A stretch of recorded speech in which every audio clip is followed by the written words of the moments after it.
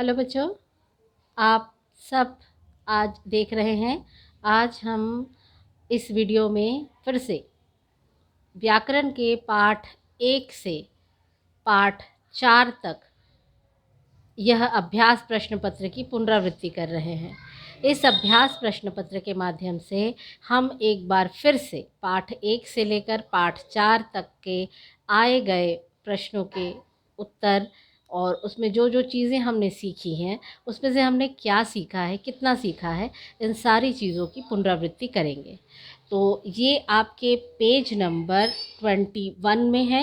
आप देख सकते हैं आपकी व्याकरण बुक के पेज नंबर 21 में। तो आप इसे निकाल कर इसे मेरे साथ एक बार इसकी पुनरावृत्ति करें और उसके बाद आप इसे हल करके आप जब उस आपकी बुक में जब इसे हल कर लें, पूरी तरीके से लिख लें, इसके उत्तर लिख लें, उसके बाद आप मुझे फ़ोटो खींच के उसकी भेज दीजिएगा मेरे नंबर पर। ठीक है? तो इस प्रकार से पाठ 1 से पाठ 4 तक इस पुस्तक में दिए गए अभ्यास प्रश्न पत्र की हम पुनरावृत्ति कर लेंगे, जिससे हम बहुत सारी ऐसी चीज़ों के बारे में जान पाएंगे जो हमको उस पाठ को पढ़ने के बाद ये लगता है कि शायद हमसे ये चीज़ें छूट गई हैं या ये चीज़ें हमें नहीं समझ में आई हैं। उन सभी चीज़ों की हम पुनरावृत्ति कर पाएंगे। तो देखिए, सबसे पहला प्रश्न है इसमें, प्रश्न 1 है, निम्नलिखित प्रश्नों के उत्तर लिखिए। ठीक है? तो इसमें हमें क्या करना है, प्रश्नों के उत्तर लिखना है। तो क्या है पहला प्रश्न, भाषा के 2 रूप कौन कौन से हैं, नाम लिखिए। ठीक है? आपने पढ़ा है, सबसे पहला पाठ था हमारा भाषा, लिपि और व्याकरण, जिसमें हमने पढ़ा था भाषा के रूप। भाषा कौन कौन सी भाषा होती है, भाषा को हम भाषा क्या है और भाषा के 2 रूप कौन कौन से हैं। तो अगर आपको याद हो तो हमने पढ़ा है भाषा के 2 रूप कौन से हैं। पहला है लिखित और दूसरा है मौखिक, है ना। तो यही मौखिक और लिखित। आप मेरे जैसे नहीं लिखेंगे, आप पूरे शब्दों में उत्तर देंगे। आप बुक में जब लिखेंगे तब भले आप मेरे जैसे मैंने लिखा है वैसे आप लिख सकते हैं, लेकिन अगर आप कॉपी में लिखते हैं तो पूरा प्रश्नों के साथ पूरे या सिर्फ उत्तर लिखिए। प्रश्न उतारने की ज़रूरत नहीं है, लेकिन आप क्या लिखेंगे, जैसे लिखेंगे पहले प्रश्न 1 क, फिर उत्तर आप देंगे, है ना। तो क्या लिखेंगे, भाषा के 2 रूप लिखित और मौखिक हैं। उत्तर क्या लिखेंगे आप, भाषा के 2 रूप लिखित और मौखिक हैं या मौखिक और लिखित हैं। ठीक है। दूसरा है यहाँ पर, भाषा की सबसे छोटी ध्वनि क्या कहलाती है। ठीक है। तो हमने सबसे पहले पढ़ा था कि भाषा की सबसे छोटी ध्वनि क्या कहलाती है, वर्ण कहलाती है। ठीक है। तो उसका उत्तर क्या होगा, भाषा की सबसे छोटी ध्वनि वर्ण कहलाती है। अब है तीसरा, वर्णों के मेल से क्या बनते हैं। तो वर्णों के मेल से शब्द बनते हैं। ठीक है। शब्द कैसे बनते हैं, जैसे आपको पता है, हम ये जो आप देख रहे हैं, ये देखिए, ब, अ, न, द, अ, र, अ, ये क्या है, वर्ण है, और इन सब के उससे क्या बना है, बंदर। तो वर्णों के मेल से शब्द बनते हैं। ठीक है। अब चौथा प्रश्न, ज्ञ संयुक्त व्यंजन का प्रयोग करके 2 शब्द लिखना है हमको। ठीक है। ज्ञ क्या है, संयुक्त व्यंजन। कितने संयुक्त व्यंजन होते हैं आपको पता है, हमारे में 4 संयुक्त व्यंजन होते हैं। कौन कौन से, छ क्षत्रिय का, ज्ञ ज्ञानी का, त्र त्रिशूल का, श्र श्रमिक का, है ना। तो ऐसे 4 संयुक्त व्यंजन होते हैं, जिसमें से एक संयुक्त व्यंजन है ज्ञ ज्ञानी का। उससे हमको 2 शब्द बनाने हैं। तो 2 शब्द हमने यहाँ बनाए हैं, ज्ञान और ज्ञाता। ठीक है। क्या शब्द बनाए हमने, ज्ञान और ज्ञाता। आप अपने मन से कोई शब्द बना सकते हैं या चाहें तो मेरे इन्हीं शब्दों को लिख सकते हैं। ओके। उसके बाद प्रश्न 2 है हमारा, दिए गए रिक्त स्थानों की पूर्ति कीजिए। तो उसका क है, रेडियो भाषा का डैश रूप है। आप देख रहे हैं इसमें उत्तर लिखा हुआ है, लेकिन आप अगर सिर्फ समझें तो रेडियो अगर चल रहा है तो आप सुनते हैं, तो वहाँ बोलेंगे तभी आप सुनेंगे। तो इस प्रकार से क्या हुआ, कौन सा रूप हुआ, मौखिक रूप हुआ। ठीक है। उसके बाद ख, डैश हमारी राष्ट्रीय भाषा है। तो आप जानते हैं हिंदी हमारी राष्ट्रीय भाषा है। ग, मगला एक निरर्थक शब्द है। क्यों? क्योंकि मगले का कोई अर्थ नहीं होता है, गमला होता है सही। सार्थक शब्द क्या होगा इसका? गमला। ठीक है, तो क्या हो, ये कौन सा शब्द हुआ? निरर्थक शब्द। सार्थक और निरर्थक शब्द हमने पढ़े हुए हैं। अर्थ के आधार पर शब्द के दो भेद होते हैं। सार्थक शब्द जिससे हम शब्द का अर्थ पता कर सकते हैं, निरर्थक जिसका कोई अर्थ नहीं होता। ठीक है, तो बगला कौन सा शब्द है? निरर्थक, क्योंकि इसका कोई अर्थ नहीं निकलता है। चौथा, उद्देश्य और विधेय वाक्य के दो अंग हैं। यानी कि आपको बताना है इसमें उद्देश्य के साथ साथ वाक्य का दूसरा अंग कौन सा होता है। तो इसलिए हमने क्या बताया इसमें? विधेय। ठीक है, वाक्य के दो अंग होते हैं, उद्देश्य और विधेय। तो उद्देश्य और विधेय वाक्य के दो अंग हैं। ठीक है, अब निम्नलिखित शब्दों का वर्ण विच्छेद कीजिए।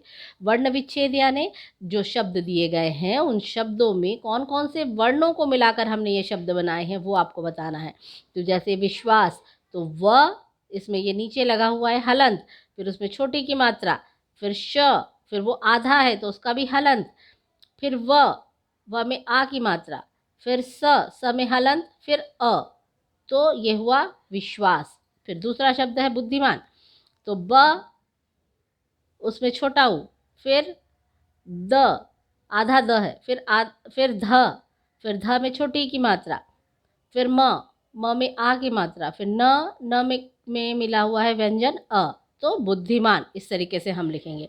अब चौथा जो है हमारा वो क्या करेंगे हमको ये दे दिया है वर्ण, हमको वर्णों से जोड़कर क्या बनाने हैं? शब्द सार्थक। क्या लिखा हुआ है? दिए गए वर्णों को जोड़कर सार्थक शब्द बनाइए।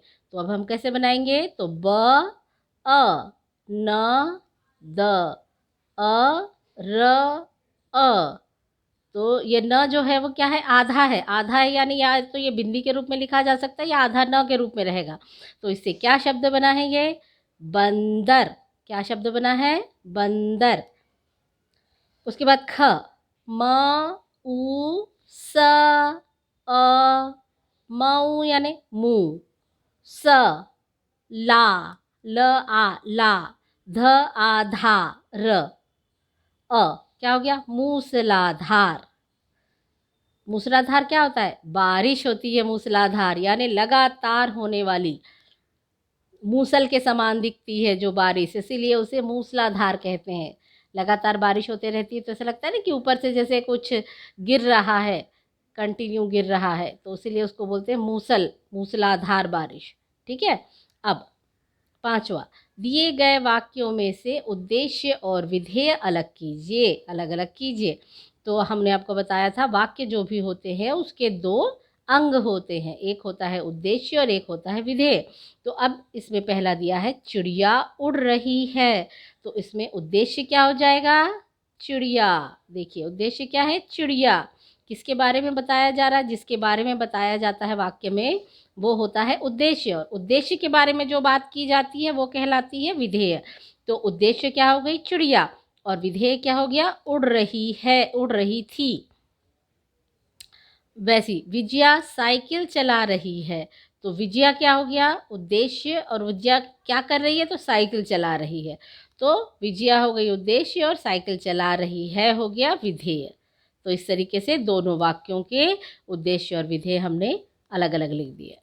उसके बाद अड़ और ढ वर्ण का प्रयोग करके दो दो शब्द बनाएंगे। ये दोनों क्या शब्द हैं? आपको पता होगा, ये दोनों हैं अतिरिक्त व्यंजन। याद है? अतिरिक्त व्यंजन। वैसे ड के नीचे अगर बिंदी ना हो तो वो ड डमरू का हो जाता है, और ढ ढक्कन के नीचे बिंदी ना हो तो वो ढ ढक्कन का हो जाता है। तो इन दोनों के नीचे जब हम बिंदी लगा देते हैं, जिनका प्रयोग हम अतिरिक्त व्यंजनों का प्रयोग हम कहाँ करते हैं? हमेशा शब्द के आखिर में या शब्द के बीच में होता है। याद रखिएगा, इनसे शब्द कभी शुरू नहीं होते हैं। इन व्यंजनों से शब्द कभी शुरू नहीं होते हैं। हमेशा इन व्यंजनों का प्रयोग शब्द के अंत में या बीच में किया जाता है। ठीक है, इसलिए इन्हें अतिरिक्त व्यंजन कहते हैं। तो अड़ से बनने वाले शब्द उड़ना, उड़, उड़ना। चिड़िया उड़ रही है, चिड़िया को उड़ना अच्छा लगता है। ठीक है, वैसी पढ़, पढ़ना, चढ़ना, पढ़ना। तो चढ़ना, सीढ़ी चढ़ना स्वास्थ्य के लिए अच्छा होता है या सीढ़ी चढ़ना एक अच्छा व्यायाम है। पढ़ना, पुस्तक पढ़ना मुझे बहुत पसंद है। ठीक है, तो ये इस तरीके से हमने 2 शब्द बना दिए, चढ़ना, पढ़ना और उड़ना। ठीक है, उसके बाद छठवां है, उचित विकल्प पर सही का निशान लगाइए, यानी सही विकल्प चुनिए। तो पहला क्या दिया है, हिंदी में स्वर होते हैं, यानी कि आपकी हिंदी में कितने स्वर होते हैं। विकल्प क्या क्या दिए हैं, 9, 10 और 11। तो आपकी हिंदी में कितने विकल्प कितने स्वर होते हैं, 11 स्वर होते हैं हमारी हिंदी में। ठीक है, अब दूसरा, भाषा को लिखने की विधि क्या कहलाती है, लिपि, व्याकरण या भाषा। तो क्या कहलाती है, लिपि। भाषा को जिस चिन्हों के द्वारा या ध्वनि के द्वारा हम प्रदर्शित करते हैं, या जिन ध्वनि चिन्हों के द्वारा हम प्रदर्शित करते हैं, उन्हें हम लिपि कहते हैं। यह दीर्घ स्वर है। आपने स्वर के बारे में पढ़ा है, स्वर 3 प्रकार के होते हैं, दीर्घ, ह्रस्व और प्लुत। तो ये जो स्वर यहाँ पे दिया हुआ है, कौन सा स्वर इसमें से दीर्घ है, विकल्प में दिए गए अ, ओ और ऊ। तो आप जानते हैं ओ जो है वो दीर्घ स्वर है, बाकी दोनों ह्रस्व स्वर है। संयुक्त व्यंजन से बना शब्द है, संयुक्त व्यंजन, प्राण, क्षमा, ट्रेन। आप जानते हैं इसमें से जो क्षमा शब्द है, यानी क्षत्रिय का जो है, वो एक संयुक्त व्यंजन है। तो संयुक्त व्यंजन से बना शब्द कौन सा है, क्षमा। अब वर्णों का सार्थक समूह बनाता है, वर्णों का सार्थक समूह क्या बनाता है, वाक्य, शब्द या व्याकरण। तो क्या बनाता है, शब्द बनाता है। ठीक है, तो इस तरीके से हमने ये अभ्यास प्रश्न पत्र 1, जो पाठ 1 से 4 के विषय पर आधारित है, मतलब पाठ पर आधारित है, पाठ 1 से पाठ 4 तक जो हमने पढ़ा है, उस ज्ञान पर आधारित ये अभ्यास प्रश्न पत्र है। तो चूँकि अभी हम 1, 2, 3, 4 कर चुके हैं, तो इनका एक साथ संकलित रूप से हमने कर लिया इस अभ्यास प्रश्न पत्र के द्वारा रिवीजन। तो ये रिवीजन आपको समझ में आया होगा। इस रिवीजन को आपको करके फिर से आपको मुझे भेजना है मेरे पर्सनल नंबर पर। ठीक है, ताकि मैं चेक कर सकूं कि आप लोगों ने रिवीजन किया है। ठीक है, आशा है ये वीडियो आपके बहुत काम आएगा। इसी उम्मीद के साथ अगली बार फिर एक उपयोगी वीडियो के साथ आपके पास आऊँगी। तब तक के लिए नमस्कार।